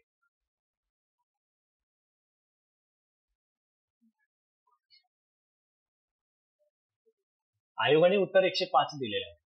बरोबर आहे. त्यांनी काय म्हटलेलं आहे, संसद सदस्यांना संसदेत भाषण करण्याचे स्वातंत्र्य, म्हणजे 105 नुसार तुम्हाला स्वातंत्र्य दिलेलं आहे की तुम्ही बोलू शकता, एखादी चर्चा करू शकता, एखाद्या व्यक्ती भाष्य करू शकता, किंवा एखाद्याला क्रॉस करू शकता, की असं नाही, म्हणजे भाषण तुमचा मुद्दा मांडू शकता. पण तुम्हाला भाषण असं करता येतं की एखाद्या धार्मिक समुदायाच्या भावना दुखावता येत नाही, असं त्यांना स्वातंत्र्य दिलेलं. नाहीतर काय, एखाद्याने बोलायचं दुसऱ्या धर्माविषयी बोलायचं, तुम्ही ह्या धर्माचा आणि तो त्या धर्माचा, असं नाही बोलत आहे. कारण तो प्रतिनिधी त्या सामान्य जनतेचं प्रतिनिधित्व करतो. त्याला फक्त मुद्दा मांडण्याचा प्रश्न म्हणजे त्यांना स्वातंत्र्य देण्यात आलेलं, चर्चा करण्याचा, पण कोणाचा धार्मिक वाद होईल किंवा कोणाची भावना दुखवेल असा अधिकार नाही दिलेला, म्हणून त्यांनी दिलेले. मग आता विचार करा, 105 वरती जर आपण विचार केला तर प्रश्न नाही, पण 108 वरती प्रश्न आलेले आहेत तीनदा, जो पर्यायामध्ये जर दिलेला आहे. बरोबर आहे. मग 108 वरती तीनदा प्रश्न आलेले आहेत. म्हणजे तिथे तिथे फॉरेस्ट मुख्य 2018, बरोबर, फॉरेस्ट मुख्य 2018, बरोबर आहे. त्याच्यानंतर लिहा तिथे एसओ मुख्य 15,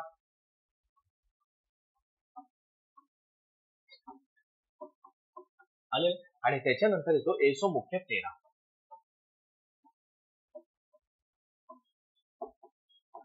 आले. हे 3. म्हणजे याचा अर्थ मी म्हणलं, प्रश्नात ये ते करा आणि ऑप्शन मध्ये आता तुम्ही 115 बघायचं, 109 बघायचं, पाठ करून टाका. आलं लक्षात. नोट्स मध्ये असेलच किंवा पुढे देईलच तुम्हाला. ठीक आहे. त्याच्यानंतर हा 49 क्रमांकाचा जो प्रश्न आहे, हा प्रश्न तुम्ही स्किप केलं तरी चालतं, अशा पद्धतीचा प्रश्न. बरोबर आहे. चालेल, हा स्किप करून टाक, एवढं काही त्यात. आता येतो प्रश्न 50. आता या प्रश्नाचं तुम्हाला विश्लेषण जर म्हटलं तर तुम्हाला मी 50 मध्ये दिसू शकतं. त्यांनी काय म्हटलं, मसुदा समितीचे सदस्य नव्हते म्हटलेलं आहे. बरोबर आहे. मसुदा समितीचे सदस्य नव्हते. त्याच्या आधीचा संविधान सभेवरती प्रश्न आलेला आहे. म्हणजे बघा, संविधानाच्या निर्मितीवरती प्रश्न राहतोच. मग आता तुम्हाला सदस्य कोण आहे, किती आहे, हे तुमच्या लक्षात येणं महत्त्वाचं आहे. बरोबर आहे. कोण कोण सदस्य होते, कोण नव्हते. साधं प्रश्नाचं उत्तर तुम्हाला लिहून घ्या तिथे. हा प्रश्न विचारलेला आहे एसओ मुख्य 2022. कोण सदस्य होते ते देतो लिहून, एसओ मुख्य 2022. आणि त्यानंतर प्रश्न येतो टॅक्स असिस्टंट मुख्य 19.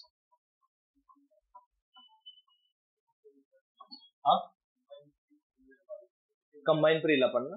हा, टॅक्स असिस्टंट मुख्य 19. आणि परत कुठे विचारलं म्हटलं, गट ब, गट ब प्री 2022. फक्त इथे लक्षात घ्या, सर्वात महत्वाचा प्रश्नाचं आधी पहिला तेच बघायचं, नाही तर सरळ सरळ सोडवायला जातो. नव्हते विचारचं होते का आपण आन्सर देऊ, किंवा होते विचारलं असं नव्हते का, असं होतं. आता कोण सदस्य होते हे देऊ का लिहून, लिहून घ्या.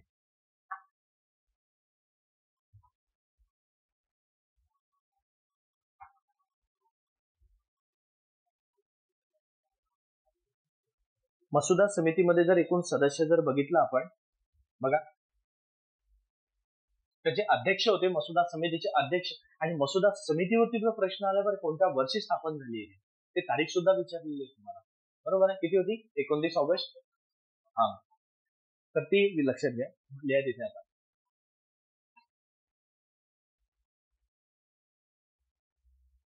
मसुदा समिती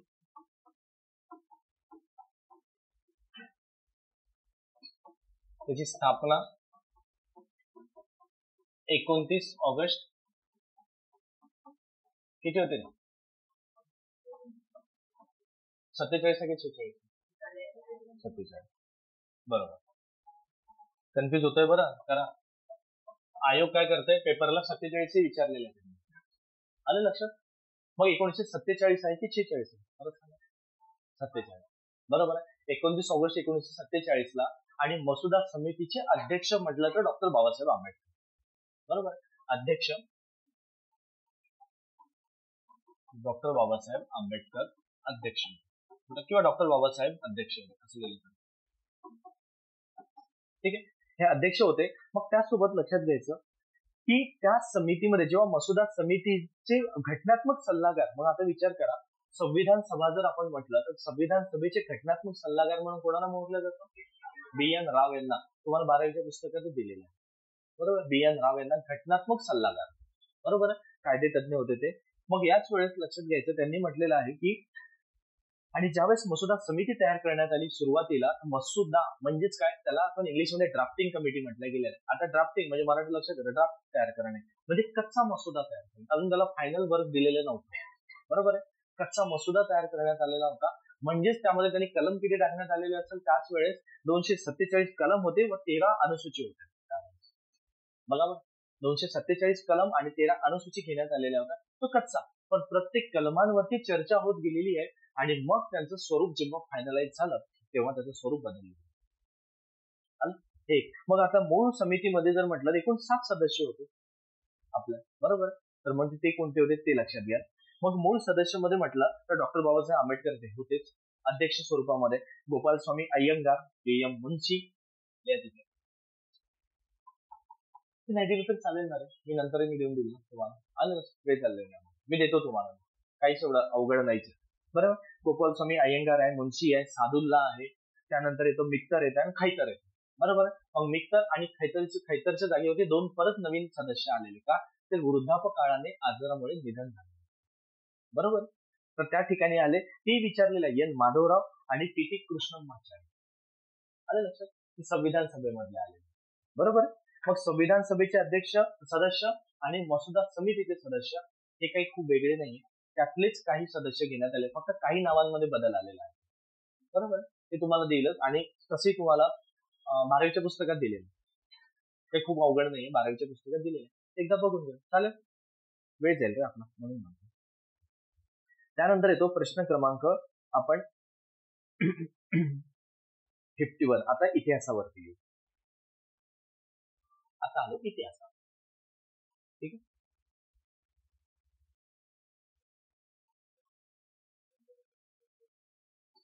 आता या प्रश्नाचं उत्तर तुम्हाला कुठे मिळेल? 11वीच्या पुस्तकामध्ये पेज नंबर 30 वरती. पण लक्षात ठेवा, इथे त्यांनी काय विचारलेले? 3 मासिक आहे त्यांचेवाले, ज्ञानदर्शन, धूमकेतू आणि प्रभाकर. बरोबर आहे. 3. मग प्रभाकर का बरं म्हटलं गेलेलं होतं? ते प्रभाकर नावाने लिहायचं. आलं लक्षात? हा एक त्यांचं मूळ नाव, त्यांचं सर्व दिलेलं आहे.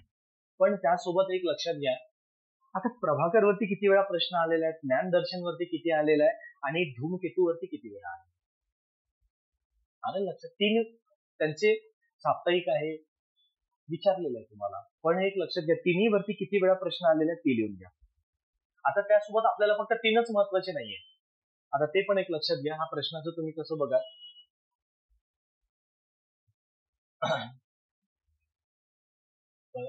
आपण जर म्हटलं हे 3च महत्वाचे नाहीये आपल्याला, आयोगाने उत्तर तर हे 3 आहे. आलं लक्षात? पण तुम्ही जर विचार केला तर त्याच ठिकाणी तुम्हाला ज्ञानोदय पण आलेलं आहे. बरोबर आहे. इथे ज्ञान प्रकाश नाहीये, पण इथे ज्ञान प्रकाश आलेला आहे. बरोबर आहे. त्याच्यासोबत प्रभाकर आलेला आहे, ज्ञानदर्शन आलेलं आहे, लिहिलं. हा, इंदू प्रकाश महत्वाचा आहे, धूमकेतू पण आलेला आहे, ज्ञान प्रकाश पण आहे. आपल्याला महत्वाचे किती आहे? 1, 2, 3. आपलं 1, 2, 3, 4, 5, 6. पण शतपत्रे तर ते नावाने लिहायचे. 100 पत्रे म्हणजे शतपत्रे त्याला म्हटले गेले. बरोबर. इतिहास एक पासून बरोबर व्यवस्थित याच्या 11वीच्या पुस्तकात दिलेले. बरोबर आहे. तर ते तुम्हाला लक्षात घ्यायचं, हे तुमच्या फक्त 3 मधलं महत्वाचं नाही.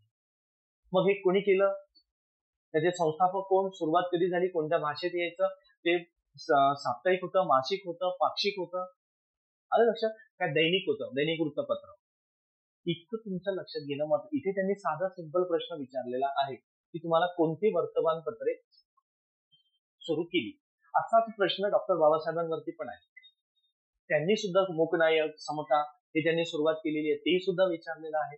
म्हणजे एका व्यक्तीने किती वृत्तपत्र सुरू केली, वर्तमानपत्र सुरू केली ते महत्वाचं, आणि त्याच्यासोबत ते वर्तमानपत्र कोणत्या भाषेत आहे, ते पाक्षिक आहे, साप्ताहिक आहे, काय आहे, कसं आहे, हे सुद्धा समजणं महत्वाचं आहे. कळलं का? म्हणून त्या थोडं खोलावर जायचं, फक्त इथे थांबायचं नाही म्हटलं. मग आता एक महत्वाचं आहे, ज्ञानप्रकाश, प्रभाकर, ज्ञानोदय, इंदुप्रकाश आणि धूमकेतू या पाचही वृत्तपत्र किंवा पाचही कोणत्या परीक्षेला किती किती वेळा विचारलेले ते महत्वाचं. म्हणजे याचा अर्थ तुम्हाला प्रश्न त्याच्यावरती कसा आले बघा. तो डीप मध्ये जाणं महत्वाचं. जर डीप मध्ये जाणार नाही तुम्हाला लक्षातच येणार नाही की याचा धूमकेतू वरती जरी प्रश्न आले, पण पाचही वेळा जर प्रश्न आलेला असेल तो वेगवेगळ्या पद्धतीने आलेला सारखा विचारला असेल तर तुम्हाला नाहीच. म्हणून लक्षात घ्या, लिहा त्याचे. आता पहिल्यांदा लिहा एक एक कॉलम करून. आता पहिला लिहा इंदुप्रकाश.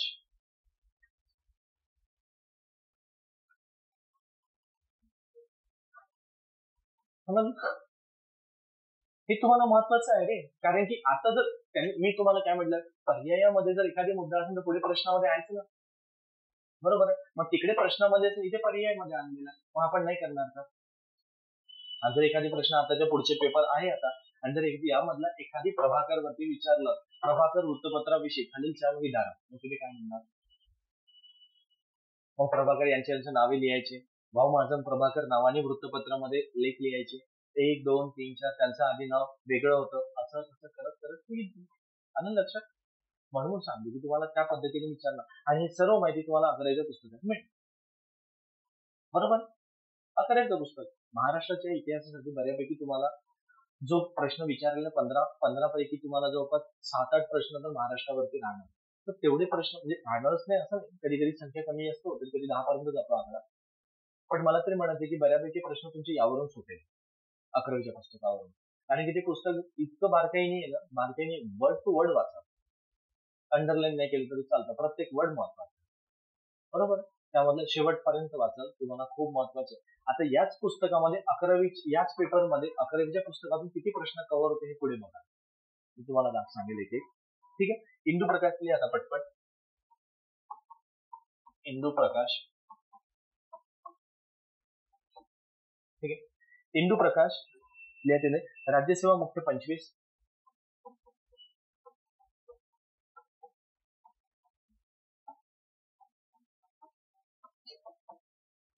राज्यसेवा मुख्य 25, PSI मुख्य 23,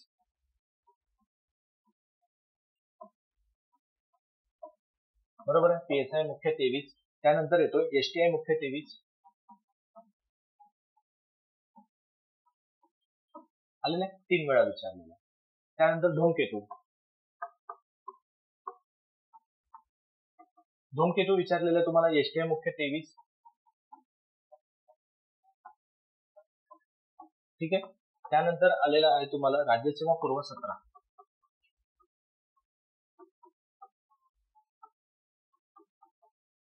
ठीक आहे. राज्यसेवा पूर्व 17 वर.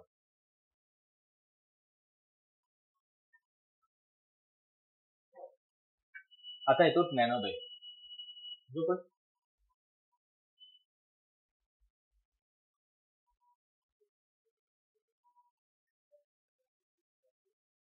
जो पुढे ज्ञानोदय बघा,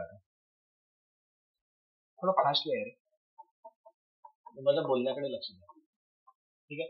ज्ञानोदय लिहा. आता तो आलेला आहे गट क मुख्य 23, गट क मुख्य 2023. त्यानंतर येतोय तुम्हाला तो प्रश्न सब रजिस्टर मुख्य 23 म्हणजे SR मुख्य 23. त्यानंतर आलेला आहे राज्यसेवा मुख्य 23, राज्यसेवा मुख्य 23. ठीक आहे. राज्यसेवा मुख्य 18, राज्यसेवा मुख्य 18, STI मुख्य 13. एसटी आहे मुख्य 13. झालं, जाऊ पुढे. त्यानंतर येतोय ज्ञान प्रकाश. ज्ञान प्रकाश. मग ज्ञान प्रकाश वरती विचारलेला आहे एसटी राज्यसेवा मुख्य 25. आता लास्टला नेली राज्यसेवा मुख्य 2025 आलेलं. त्यानंतर येतोय गट ब मुख्य 23. गट ब मुख्य 2023. त्यानंतर येतोय सब रजिस्टर मुख्य 23.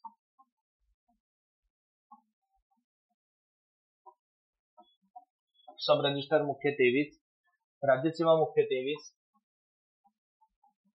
राज्यसेवा मुख्य 2023. एसटीआय मुख्य 19.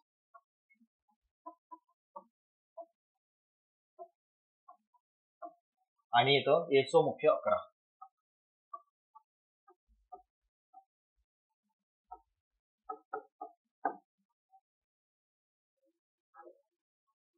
आता येतो प्रभाकर. प्रभाकर वरती किती वेळा प्रश्न आले ते बघा. जो पुढे प्रभाकर. प्रभाकर विचारलेला आहे गट ब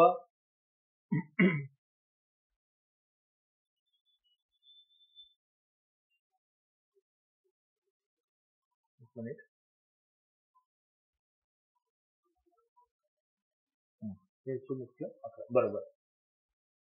प्रभाकर विचारलेलं आहे गट ब मुख्य 23.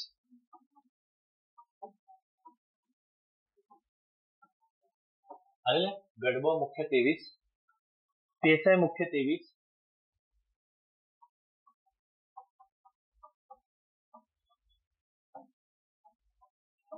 बरोबर. पीएसआय मुख्य 23. एसटीआय मुख्य 23.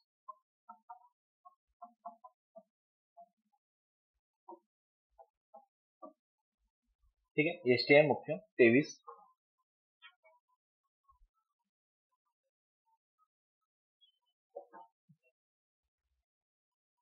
ठीक आहे. त्यानंतर येतो राज्यसेवा मुख्य 23.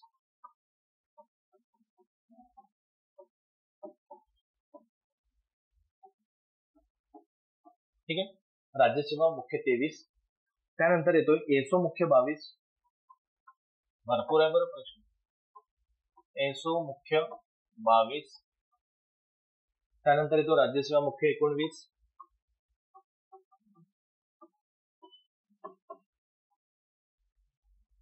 राज्यसेवा मुख्य 19 2019. Agri pre 2018.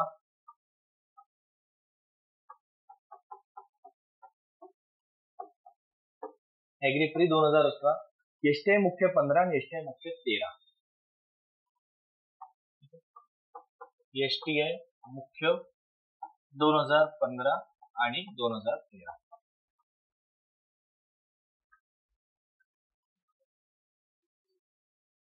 कोमात गेले की काय मास्तर जोरातून तुम्ही कोमात असं नका होते. आता येतो नेक्स्ट प्रश्न. सोडणार नाही. ठीक आहे. आणि ह्या प्रश्नाचं उत्तर तुम्हाला 11वीच्या पुस्तकामध्ये पेज नंबर 30 वरती मिळेल. ठीक आहे.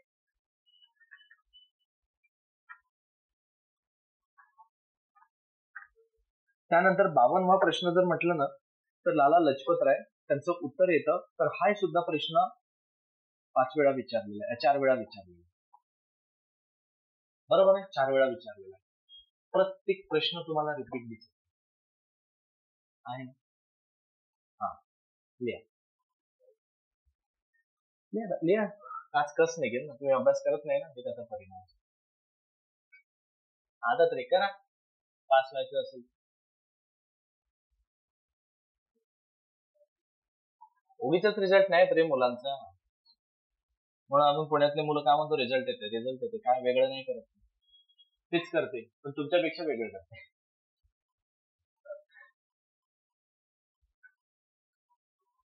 ठीक आहे. लिहा लिहा पटापट लिहा. वेळ लिहून घ्या पटपट. ते आधी तुम्ही केलं नाही ना घरी, हा त्याचा परिणाम असतो. काय करणार त्याला? लिहा आता. हा प्रश्न येतो तुम्हाला 52 एसो मुख्य 2012. एसो मुख्य 2012 म्हणताय ना, रिपीट होतात का प्रश्न? तर बघा नका. गट क पूर्व 25, गट क पूर्व 2025. त्यानंतर येतोय पीएसआय मुख्य 22. पटपट लिहा. पीएसआय मुख्य 2022. आणि त्यानंतर आलेला असतो एसटीआय मुख्य 2022. एसटीआय मुख्य 2022 आले. आता एवढं जरी नीट केलं असतं तर काय करायचं आहे ना? बघा त्यांनी काय 1920 एवढंच का? प्रश्न सेम नाही आलेला आहे, प्रश्न आलटून पालटून आलेला आहे. मी परत सांगेन, तुम्ही म्हणाल की ऍज प्रश्न 4 वेळा आलेला आहे. नाही, बरोबर आहे. कारण मी मग टेस्ट पेपर घेतली, त्याला पहिल्या टेस्ट पेपरला सुद्धा प्रश्न ज्या दिवशी हा पेपर झाला त्याच दिवशी पहिली टेस्ट पेपर होता. त्यामध्ये सुद्धा आता म्हणाल की सर तुम्ही याच्यातून बघून तिकडे टाकला, हा पेपर दुपारी झाला, टेस्ट पेपर सकाळी झाला. हो, अजूनही बरेच आहे. हो, एखादी सुटलंही असेल माझ्याकडून, मान्य करतो. पण एक सगळं लक्षात घ्या, जर 4 वेळा जर घेतला अजून 5 ते 6 वेळा आला तर बरोबर.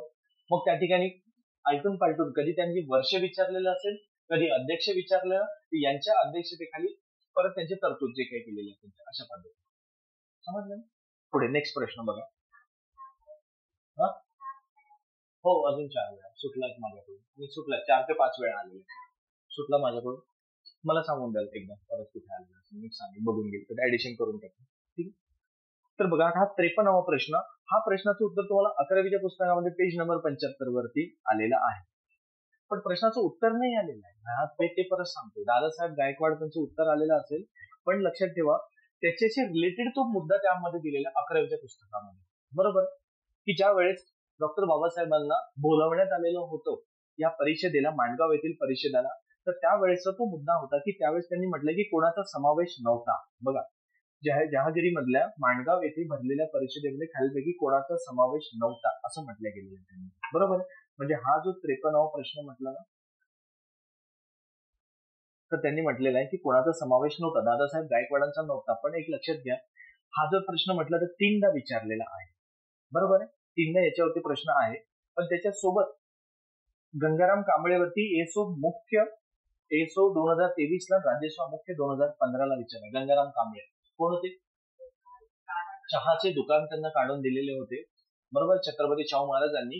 आणि स्वतः रोज सकाळी ते चहा प्यायला जायचे. असं नको व्हायला, त्यांनी असं म्हणायला जगाने का दुसऱ्या संगे ज्ञान स्वतः कोरडे पाषाण म्हण आहे ना. बरोबर, की दुसऱ्यांसाठी दुकान उघडं करून दिलं पण स्वतःच जात नाही, तर आधी स्वतःच ते जायचे.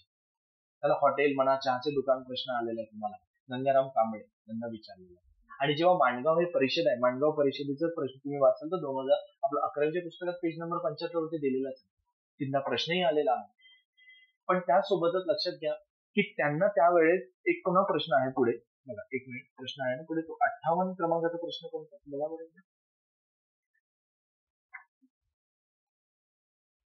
हा, तो सत्कार केलाय सार्वजनिक छत्रपती शाहू महाराजांचा. बरोबर. तर इथे लक्षात घ्या, इथे त्यांना काय केलेलं होतं, माणगाव परिषदेविषयी सांगतो, 1-2 मिनिट लक्षात घ्या. ही जी परिषद होती ना, ही 1920च्या काळामध्ये भरवण्यात आलेली माणगाव होती, कोल्हापूर जिल्ह्यामध्ये. बरोबर.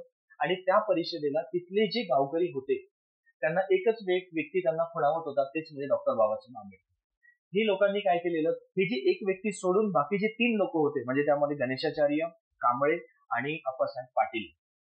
बरोबर आहे. मग हे मंडळींनी काय केलं की गावातले म्हणजेच गावातील मुख्य व्यक्ती अप्पासाहेब पाटील सर्व मंडळी यांच्याकडे गेले का आपल्याकडे आपल्या परिषदेला अस्पृश्यांसाठी काम करणारा एकमेव व्यक्ती आहे, तेच म्हणजे डॉक्टर बाबासाहेबांचा. आणि त्यावेळी अध्यक्षपद भूषविलेलं होतं कोणी? छत्रपती शाहू महाराजांनी. आलं लक्षात की त्यांना पाहुणे म्हणून बोलवण्यात आलेलं होतं. मग तर त्याच वेळेस काय केलेलं, ते शाहू महाराजांकडे ते लोक गेले सर्व, की त्यांना म्हटलं की आपल्या कार्यक्रमाला एक व्यक्ती म्हणून त्यांना बोलवायचं आहे, तेच म्हणजे कोण? डॉक्टर बाबासाहेबांना. कारण त्यावेळेस त्यांनी अस्पृश्यांसाठी पाऊल उचललेलं होतं. बरोबर आहे. त्यांच्यासाठी एकमेव लढा देणारी व्यक्ती होती डॉक्टर बाबासाहेब. मग त्यावेळेस ते पाऊल उचल त्यांनी छत्रपती शाहू महाराजांनी तर होकार दिला, ठीक आहे बोलवायचं. आणि त्यावेळेस त्यांच्याकडे ते लोक, आणि बाबासाहेब कुठे राहायचे? मुंबईला. त्यावेळेस त्यांच्याकडे ते गेले. मुंबईला होते, त्यांच्याकडून त्यांनी सर्व परवानगी घेतली आणि छत्रपती शाहू महाराजांनी त्यांना होकार दिलेलाच होता की तुम्ही जा आणि ठीक आहे बोलू आपण. आणि त्यावेळेस त्यांनी त्यांचं मानाचं पद स्वीकारलं त्या परिषदेचं, म्हणजे डॉक्टर बाबासाहेबांनी. आणि जेव्हा डॉक्टर बाबासाहेब परिषदेला आले त्यावेळेस काही मुद्द्यांवरती त्यांनी मुद्दे उचललेले होते. तेच म्हणजे काय, शेतकऱ्यांना त्यांचा उत्पन्नाचा मोबदला मिळाला पाहिजे, त्यांना मागणी मिळाली पाहिजे, त्यांचा किंमत मिळाली पाहिजे शेतकऱ्याच्या उत्पन्नाला. बरोबर आहे. प्रत्येक बैठकीमध्ये, प्रत्येक संस्थेमध्ये, प्रत्येक मानाच्या पदावरती अस्पृश्य समाजातील व्यक्तीला मानाचं स्थान मिळालं पाहिजे, तो मुद्दा त्यांच्या भाषणामधला होता. बरोबर.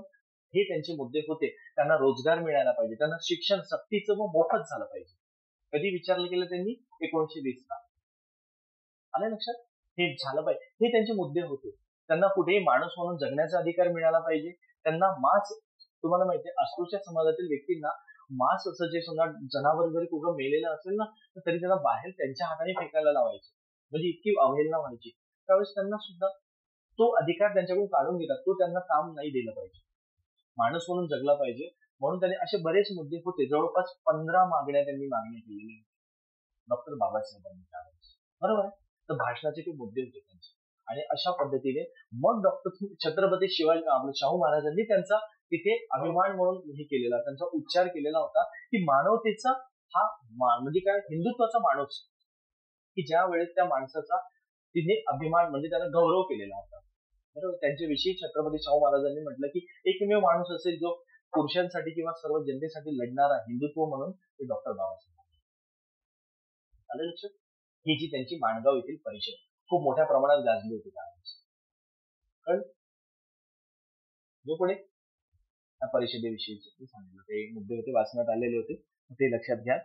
लक्षात गंगाराम कांबळेवरती तर आहेच पुढे. आणि त्यानंतर तुम्हाला आप्पासाहेब पाटील, हे त्यांचं नाव, हे त्यांचे मुख्य होते. आले ना.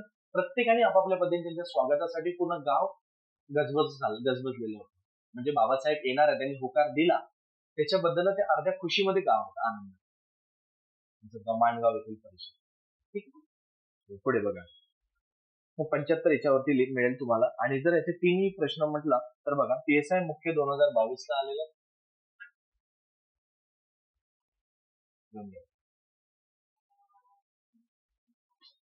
तिथे PSI मुख्य 2022 आणि त्यानंतर येतो राज्यसेवा मुख्य 20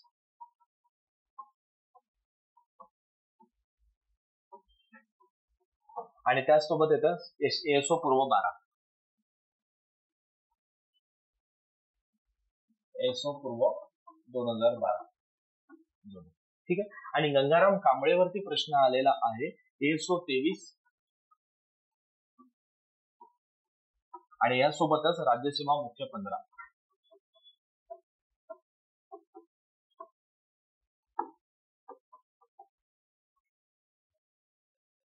गंगाराम कांबळे. ठीक आहे.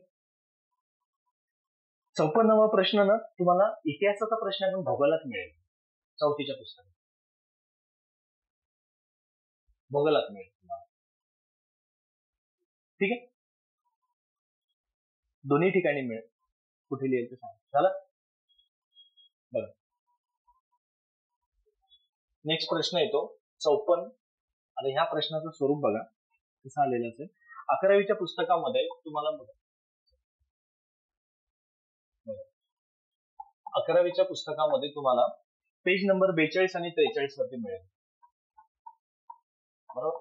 हा पेज नंबर 42-43 वरती मिळेल. कोणाविषयी? महादेव कोळी आणि भिल्लांविषयी वाचायला मिळेल. त्यांचे उठाव वगैरे वाचून घ्या. बरोबर. हा एक. त्याच्यासोबतच लक्षात घ्यायचं की महादेव कोळीवरती 2 प्रश्न आलेले आहेत. PSI पूर्व 13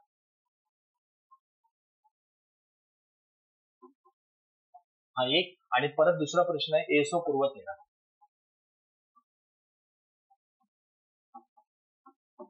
आलेलं हा एक.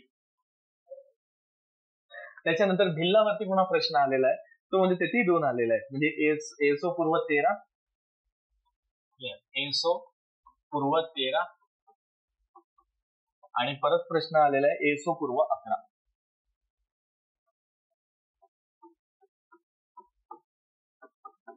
बरोबर. आणि हा मुद्दा जसं तसा जर म्हणाल तर इतिहासाचा प्रश्न आहे भूगोलात मिळेल 4थीच्या पुस्तकामध्ये पेज नंबर 23 वर.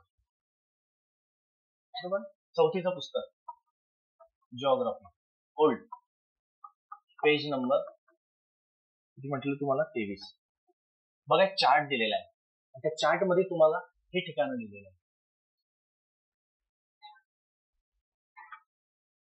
इतिहासात भूगोलाचं काम करतात. आलेलं ना, आहे स्टेटबोर्ड मधून निघालेला, काही जास्त वाचायची गरज नाही पडत. फक्त तुम्हाला काय कोळ्यांचा उठाव वाचून आहेच दिलेला आहे 11वीच्या पुस्तकामध्ये, आणि भिल्लांचा उठाव मग कुठे काय कसं हे आलेलंच आहे. वारली हे कोकणामध्ये राहते, आपल्या इथे सॉरी सह्याद्रीमध्ये आहे, ठाणे जिल्ह्यामध्ये, बरोबर. आणि त्यासोबत कोकणात आदिवासी जमात ते पण नाही. हा, त्यानंतर